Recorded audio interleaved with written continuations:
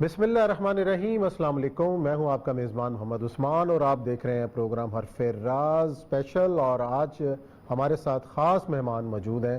اوریہ مقبول جان صاحب تو ہمیشہ کی طرح میرے ساتھ موجود ہیں، اور ہمارے اسٹوڈیو میں آج ممتاز محقق، دانشور، شاعر اور مجلس ترقی ادب اردو کے سابق صدر جناب ڈاکٹر تحسین فراقی صاحب نے بھی ہمیں جوائن کیا۔ ان کو ہم خوش آمدید کہتے ہیں۔ چونکہ آج چاند رات ہے، کل صبح عید ہے، اور چاند رات کو لیلۃ الجائزہ بھی کہا جاتا ہے، کہ یہ کہتے ہیں کہ اللہ تعالیٰ گڑ گڑا کر جو اس کے حضور دعا مانگی جائے اس رات کو، اپنا احتساب کیا جائے اور اس وقت مانگ لو جو آپ نے مانگنا ہے۔ تو اسی لیلۃ الجائزہ کے حوالے سے ہم گفتگو کا آغاز کرتے ہیں، پھر پروگرام کو آگے بڑھاتے ہیں۔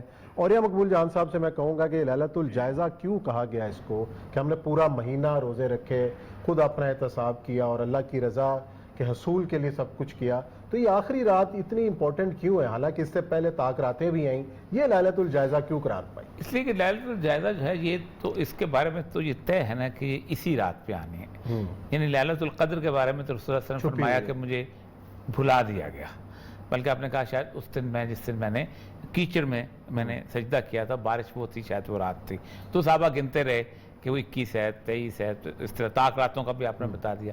پھر اور بھی بعض لوگ تو یہاں تک کہتے ہیں کہ امام ابو حنیفہ تو یہ کہتے ہیں کہ پوری سال میں کسی کی بھی جو ہے لیلۃ القدر آ سکتی ہے، اور جو بھی تہجد پڑھتا ہے مستقل کر لیتا ہے اس کو۔ لیکن یہ تو ایسی رات ہے کہ آپ پورا سال اپنی اس کے اندر پورا مہینہ ایک تگ و دو کرتے ہیں اللہ تبارک تعالیٰ کو منانے کے لیے۔ اور سب سے بڑی بات یہ ہے کہ یہ بیسیکلی آپ کا ایک سوشل آڈیٹنگ ہے، آپ کی انٹرنل آڈیٹنگ ہے آپ کی، اس کے اندر آپ پوری کی پوری جو چیزیں ہیں اس سے نجات حاصل کرتے ہیں۔ اللہ تعالیٰ باہر بیرونی شیطانوں کو بند کر دیتا ہے، آپ کا اندر کا شیطان زندہ ہوتا ہے، اس شیطان کو آپ نے قابو کرنا ہوتا ہے، اور اس کو آپ بہت آسانی سے آپ قابو کر بھی لیتے ہیں جو واقعی اللہ سے ڈرتے ہیں اور خوف رکھتے ہیں، خشیت ہے۔ تمام صحابہ کا، خود سید الانبیاء صلی اللہ علیہ وسلم کا دستور یہی تھا۔ حضرت عمر تو یہ تھے کہ صبح تک روتے رہتے تھے کہ پتہ نہیں ایک اللہ تبارک تعالیٰ کا ایک مہمان تھا جو ہمارے گھر آیا تھا کہ ہم سے راضی کیا ہے کہ نہیں۔ اور پھر آپ صلی اللہ علیہ وسلم فرمایا کہ جائزہ اس بات کا لینا چاہیے، آپ کے پاس ایک مہینے آیا تھا، کیا آپ نے اپنی بخشش کا سامان مہیا کیا؟ فرمایا بدبخت ہے کہ جس کو اللہ تبارک تعالیٰ رمضان عطا فرمائے اور پھر اس کے بعد وہ اپنی بخشش نہ کروا لے۔ رحمتوں کے دروازے کھلے ہوتے ہیں، نجات کے دروازے کھلے ہوتے ہیں، سب کچھ کھلا ہوتا ہے۔ یہ کمال کی بات یہ ہے کہ اس رات کو ہم اوائڈ کرتے ہیں۔ چاند رات اسی کو ہم کہتے ہیں، بند کھلتے ہیں۔ یعنی ہونا تو یہ چاہیے تھا کہ آپ ایک سال کی جو کے اندر جو ایک مہینے کی ٹریننگ ہے اس کے اندر آپ نکھر کے آپ کا تقوی بہتر ہے۔ ہم نے سارے گناہ جو ہیں اس رات پہ روکے ہوتے ہیں۔ اگر کسی نے فلم دیکھنی ہے تو اسی رات کو دیکھنی ہے، اگر کسی نے اور کو نشہ کرتا ہے اس نے روکا ہوا تو وہ اسی رات کو کرنا ہے، کسی نے رشوت لینی ہے تو وہ بھی اس رات کو لیتا ہے کہ چلو صبح عید ہو جائے گی۔ یہ جو رویہ ہے یہ بیسیکلی یہ بالکل مومن کا رویے سے الٹ ہے۔ اللہ فرماتے ہیں مومن جو ہے دنیا تو سجن المومن و جنت الکافر، دنیا جو ہے مومن کے لیے ایک قید خانہ ہے اور جنت کے لیے کافر کے لیے جنت ہے۔ یہی والی جو کیفیت ہے الٹ کرتے تو اس طرح آ جاتا ہے۔ تو آج کی رات جو ہے یقیناً جاگنا چاہیے، جو پیچھے رہ گیا ہے اس کی کوتاہی کی معافی مانگنی چاہیے۔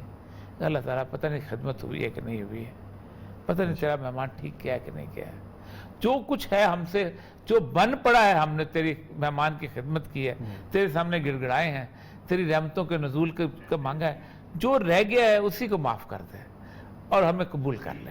تو یہ بس مسئلہ یہی ہے۔ اچھا ڈاکٹر صاحب، جیسے بات ہو رہی ہے کہ ہم عید کی خوشیاں بھی منانے جا رہے ہیں، اور جس طریقے سے آج عید منائی گئی فلسطین کے اندر بھی، پوری مسلم دنیا کے اندر بھی، اور خاص طور پہ اس وقت جو فلسطین کے حالات ہیں اور جو مسجد اقصیٰ پہ اور غزہ کے اوپر جس طریقے سے بمباری ہے، اور یہ میرا خیال ہے کہ فلسطینی اور غزہ کے لوگ اس قسم کی عیدوں کے عادی نہیں ہو گئے ہیں، کہ ان کے لیے تو یہ معمول کی بات ہو گئی ہے کہ ہر عید کے اوپر ان کو جو ہے اسرائیلی ایگریشن کا سامنا کرنا پڑتا ہے۔ تو اس ساری صورتحال کے اندر غزہ کے جو بے بس مسلمان ہیں جس طریقے سے، ان کو ہمیں کس طریقے سے یاد رکھنا چاہیے، ان کے ساتھ ہونے کے لیے کیا پیغام ہمیں ان کو دینا چاہیے، کیا میسج ہم ان کو دے سکتے ہیں؟ دیکھیے صاحب، بات یہ ہے کہ یہ بہت المناک صورتحال ہے جس کی طرف آپ نے اشارہ کیا ہے، اور سال ہا سال سے یہی صورتحال ہے، بلکہ مجھے تو یوں محسوس ہوتا ہے کہ مسلسل ملت اسلامیہ پسپائی کی شکل اختیار کر رہی ہے۔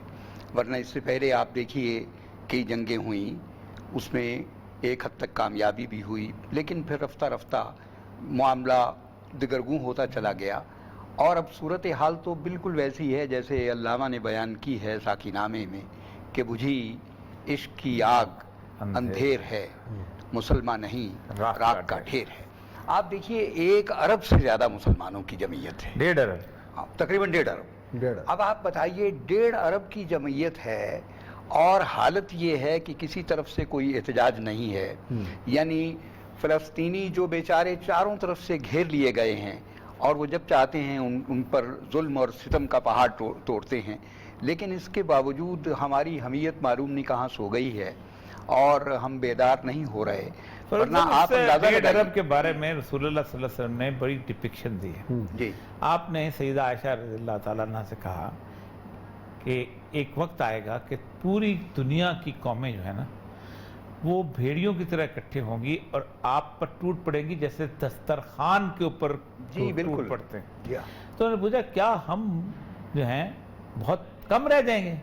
فرمایا تمہاری اتنی تعداد ہوگی کہ گنتی میں نہیں آئے گی، لیکن تمہاری حیثیت ایسے ہوگی جیسے دریا کے اوپر بہتے ہوئے خس و خاشاک ہوتے ہیں۔ اچھا، اور یہ تو مجھے بریک کا کہا جا رہا ہے، بریک کے بعد آئیں گے ہم، اور یہ بڑا حساس موضوع بھی ہے اور بڑا دل خراش ہم واقعات کا بھی ذکر کر رہے ہیں۔ بریک کے بعد آتے ہیں اور اپنے پروگرام کا سلسلہ جاری رکھتے ہیں، ہمارے ساتھ رہیے۔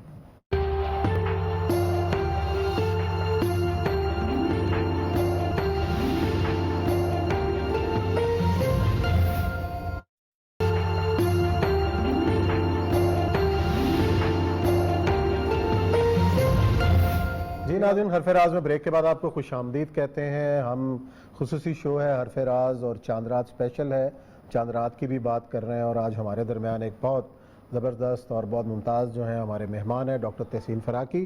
ڈاکٹر تحسین فراقی کا تعارف میں اوریہ صاحب سے کہوں گا کہ وہ کرائیں کہ کتنے بڑے آدمی آج ہمارے ساتھ ہم سے کچھ عرصہ سینئر تھے یونیورسٹی کے اندر، اور ظاہر بات ہے پھر ہم تہران میں بھی اکٹھے رہے، تہران یونیورسٹی میں پڑھاتے رہے۔ تہران یونیورسٹی میں تحسین فراقی جو ہیں، یہ ان کے سامنے بات ہو رہی ہے لیکن کرنی چاہیے، کہ وہ ایک نسل جو تھی نا، جو ایک روایت کی، جس کے جو فارسی کا بھی علم رکھتے تھے، اردو کا بھی علم رکھتے تھے، وہ شاعری بھی کرتے تھے، محقق بھی تھے، ان کے ساتھ گفتگو کا مجلسی زندگی میں مزہ آتا تھا۔ تحسین فراقی ان لوگوں میں سے وہ جو ایک ٹریڈیشن جو پطرس بخاری اور حمید احمد خان اور امتیاز علی تاج اور قاسمی صاحب لوگوں کی ٹریڈیشن ہوتی تھی، اس طریقے کی ایک آخری تلچھٹ کی صورتحال ہے، وہ ہمارے پاس اس وقت موجود ہے۔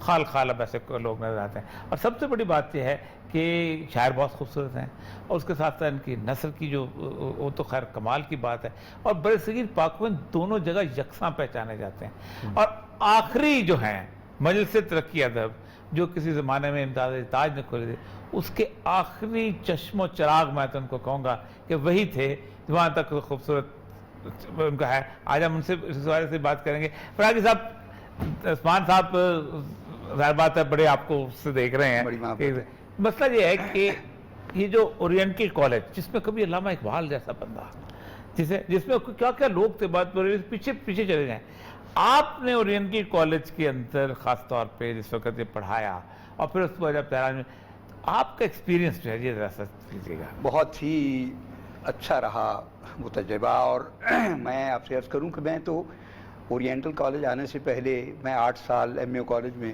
شعبہ اردو میں پڑھاتا رہا اور اسسٹنٹ پروفیسر ہو گیا، لیکن اسسٹنٹ پروفیسری چھوڑ کے میں اورینٹل کالج میں لیکچرر کے طور پہ آیا، اور میرے دوستوں نے مجھے تانے دیے کہ آپ عجیب و غریب آدمی ہیں، لوگ اسسٹنٹ پروفیسر سے ایسوسیٹ پروفیسر ہوتے ہیں، آپ اسسٹنٹ پروفیسر سے لیکچرر ہو گئے۔ میں نے کہا بھائی ایک بات جو مجھے معلوم ہے شاید آپ کو معلوم نہیں ہے کہ اورینٹل کالج جو ہے it's a great seat of learning, بالکل ایک بہت بڑی، یہ وولر بھی وہی تھے نا، الفریڈ وولر بھی تو یہی تھے نا، سنسکرت والے، جس کا مجسمہ باہر یونیورسٹی کے لگا ہوا ہے نا، بالکل لگا ہوا ہے۔ اچھا، اور بڑے بڑے لوگ یعنی فیض الحسن سہارنپوری جیسے لوگ، محمد حسین آزاد جیسے لوگ، بلکہ اس پہ تو ایک بڑا دلچسپ لطیفہ ہے کہ ان دونوں کے مابین کوئی چپکلش تھی، محمد حسین آزاد اور فیض الحسن سہارنپوری کے۔ وہ عربی کے پروفیسر تھے، یہ بھی عربی کے، اچھا، اور فارسی بھی بہت اچھی جانتے تھے۔ تو جب یہ گزرتے آزاد ان کے دروازے کے سامنے سے، ان کے کمرے کے سامنے سے گزرتے تو نفرت سے تھوک دیتے۔ اچھا، کسی نے فیض الحسن سہارنپوری سے کہا کہ حضور آپ کو معلوم ہے کہ آزاد کا کیا طرز عمل ہے؟ انہوں نے کہا کیا؟ کہنے لگے وہ تو نفرت سے تھوک دیتے ہیں. کہتے اچھا میں تو تھوکتا بھی نہیں. اچھا بہت کمال بات. اچھا میں ایک بات اور عرض کر دوں, شبلی جیسا شخص جو ہے وہ اعظم گڑھ سے آتا ہے لاہور صرف فیض الحسن سہارنپوری سے عربی پڑھنے کے لیے, اور انہوں نے کہا کہ میرے پاس تو وقت ہی نہیں ہے, تو چنانچہ میرے لیے تو ممکن نہیں ہے کہ میں کچھ کر سکوں. انہوں نے کہا کہ نہیں تھوڑا سا وقت دیجیے, میں اتنی دور سے آیا ہوں اور آپ اتنے جید عالم ہیں اور میں آپ کے خانے علم سے کچھ ریزہ چین ہونا چاہتا ہوں, کوئی ریزے چننا چاہتا ہوں. تو انہوں نے فرمایا بس ایک ہی صورت ہے, میں یہ شیخ علی حجویری کے مزار کے پاس میرا گھر ہے اور وہاں سے اورینٹل کالج تک میں گھوڑے پہ سوار ہو کے آتا ہوں. اچھا یہی وقت ہے, تم چاہو تو اس وقت میں آ جاؤ. چل پڑا تھا. چنانچہ وہ ساتھ ساتھ چلتے تھے اور ان سے یہ ہے شبلی نعمانی جیسا آدمی. اللہ, یہ بڑی روایت تھی ہمارے یہاں اورینٹل کالج کی, اور یہ صرف عربی تک محدود نہیں تھی, اردو کے بڑے بڑے اکابر, عربی کے, فارسی کے, بڑے بڑے سنسکرت کے. تو پھر رفتہ جب میں پہنچا ہوں تو اس وقت بھی بہرحال ایک شمع روشن تھی. ابھی آپ کس سن میں آئے تھے؟ میں سن 84 میں نے جوائن کیا, اور 84 سے لے کے میں 2010 تک رہا. درمیان میں 3 سال کے لیے میں تہران گیا, اور تہران یونیورسٹی میں. شاعری آپ نے کس زمانے میں؟ شاعری تو میں نے جیسے بچپن سے سب نے شروع کی ہوتی. شاعری کا معاملہ تو ایسا ہی ہے ہمارے گھر میں. تو ویسے ہی میرے والد جو تھے رومی اور عطار کے عاشق تھے, اور لہن ان کا بہت اچھا تھا, اور رومی کے اشعار اور عطار کے بردرآمد, بندہ بگریختہ, اس طرح کے اشعار پڑھا کرتے تھے, جو اسی زمانے میں ہمیں یاد ہو گئے, وہ کہ ہمیں معلوم نہیں تھا کہ یہ ان کا مطلب کیا ہے. ہم یہی بات کرتے ہیں نا کہ آپ نے کہا کہ ایک سنہری دور ہے اورینٹل کالج کا, اتنے بڑے عظیم اساتذہ کرام تھے اور پڑھنے والے بھی اتنے ہی سنجیدہ تھے. یہ ڈکلائن کیوں آیا, کیوں انحطاط کا شکار ہوئے, میں ایک بات کوالٹی کم کیوں ہو گئی, کیسے, کیا وجہ ہوئی؟ اصل میں اس کے کوئی ایک سبب تو میرا خیال ہے اس کا نہیں ہے. اس کے تو چند اسباب ہیں جن پہ غور کرنا چاہیے, لیکن میں یہ سمجھتا ہوں کہ شاید وہ روایت جو آگے اگلی نسلوں میں منتقل کرنی چاہیے تھی, کچھ کوتاہی میرے اپنے خیال میں پرانی نسل کی بھی ہے. دیکھیے کلچر کا سارا سفر جو شروع ہوتا ہے وہ شروع ہوتا ہے کہ جو اکابر ہوتے ہیں وہ اپنی روایات کو اگلی نسلوں تک منتقل کرتے ہیں اور اپنا فرض عین سمجھتے ہیں. میں یہ سمجھتا ہوں کہ شاید کسی مرحلے پہ اگلی نسلوں سے یہ کوتاہی ہوئی. کچھ زبانوں کی اہمیت ایسا نہیں ہوا کہ مطلب فارسی میں ایک زمانے میں 70-80 لڑکوں کا گروپ ہوتا تھا, اب شاید فارسی کو پڑھنے نہیں جاتا صحیح. یہ بھی ہے. دیکھیے میں آپ سے یہ بالکل آپ نے, اور عربی پڑھنے نہیں جاتے لوگ. بالکل نہیں جاتے, بلکہ میں آپ سے عرض کروں ہمارے زمانے میں صورتحال یہ تھی, جس زمانے میں ہم اسکول میں پڑھتے تھے اس زمانے میں 3 مضامین میں سے کسی ایک کا انتخاب لازمی ہوتا تھا, اور عربی, فارسی اور ڈرائنگ. اچھا اس وقت تو خیر نہیں, لیکن بعد میں مجھے بہت ہنسی آتی تھی کہ عربی اور فارسی کے ساتھ ڈرائنگ کا کیا میل ہے, لیکن بہرحال یہ ہوتا تھا. تو طالب علم زیادہ تر ڈرائنگ رکھتے تھے اور یا فارسی رکھتے تھے. اچھا اس میں نمبر بھی بہت اچھے آتے تھے. اب صورتحال یہ ہے کہ یہ بالکل آپ سمجھ لیجئے کہ یہ ایسا ہی ہے کہ ہم یعنی وہ کام جو ہمیں پہلے کرنا چاہیے تھا وہ تو ہم نے کیا نہیں. مراد یہ ہے کہ اسکولوں میں فارسی کا چلن ختم ہو گیا, اور اس کے نتیجے میں اردو کو بھی بہت زور پہنچا. نہیں, دنیا پوری میں لینگویج آف اوریجن پڑھائی جاتی ہے. انگریز جب بچہ ہے وہ لیٹن اور فرینچ پڑھتا ہے تب انگریزی آتی ہے, کیونکہ 90% لفظ تو لیٹن سے آئے ہیں. اچھا ہمارے یہاں صورتحال اس کے بالکل برعکس ہو گئی. یعنی اسکولوں سے پہلے تو فارسی کو نکالا گیا, پھر کالجوں سے نکالا گیا.